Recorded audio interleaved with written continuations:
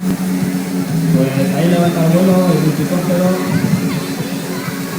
Vais a ver que es un aparato muy estable.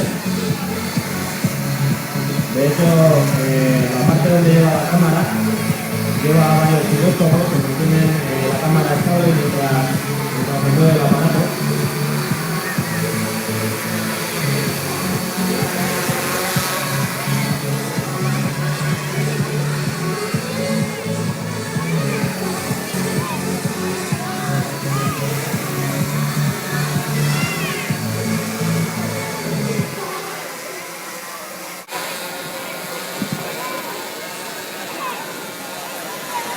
Ahí, ahí.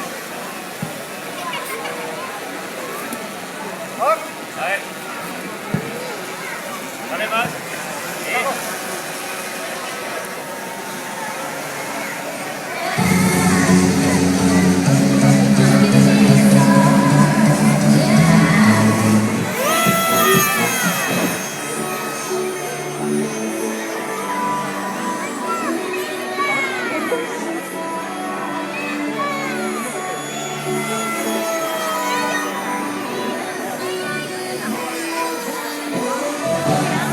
Actualmente en uso, el ejército español lo tiene y los americanos por supuesto también.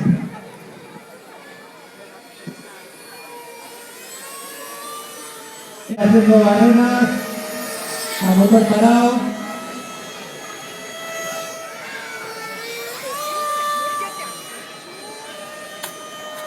Bien aterrizado, un aplauso para él. Y ahora va. Ahí está, perfecto aterrizaje. Un aplauso para él. ¡Ayuda al público!